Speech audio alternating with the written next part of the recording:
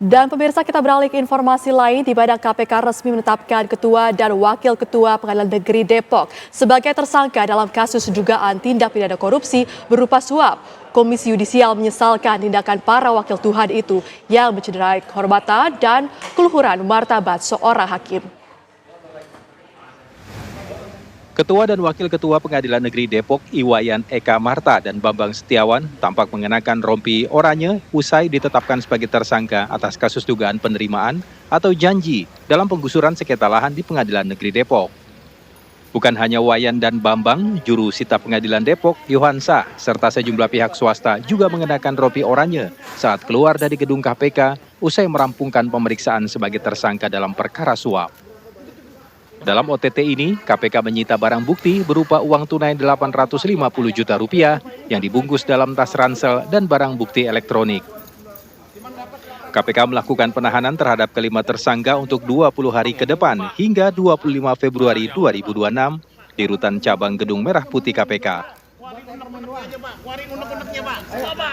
KPK menaikkan tersangka ini ke tahap penyidikan dengan menetapkan 5 orang tersangka sebagai berikut. Jadi setelah melalui pemeriksaan, kemudian dilakukan ekspos pada tingkat kedeputian dan ekspos pada tingkat pimpinan dengan kecukupan 2 alat bukti dan juga keterangan yang lainnya, maka ditetapkanlah 5 orang. Itu Saudara Eka selaku Ketua Pengadilan Negeri Depok, Saudara BBG selaku Wakil Ketua PN Depok, kemudian Saudara YOH selaku jurusita di PN Depok, Saudara TRI selaku Direktur Utama PT KD, dan Saudari BR selaku Head Corporate Legal PT KD. Komisi Yudisial mendukung dan mengapresiasi Komisi Anti Rasuah untuk melakukan penegakan hukum dugaan kasus transaksional dalam penanganan perkara.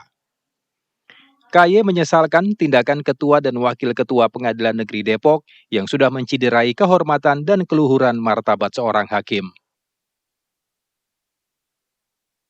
Komisi Yudisial dan Mahkamah Agung dengan tegas akan menerapkan prinsip zero tolerance, yang berarti tidak ada tempat bagi pelanggaran atau penyimpangan dalam bentuk apapun, termasuk dalam hal pelayanan transaksional.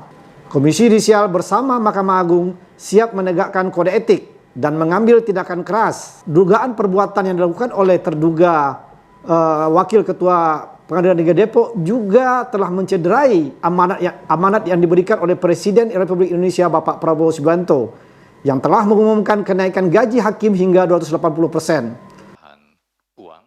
KY akan menindaklanjuti perkara ini dengan berkoordinasi bersama KPK dan MA untuk pendalaman lebih lanjut. Dari Jakarta, tim TV One mengabarkan.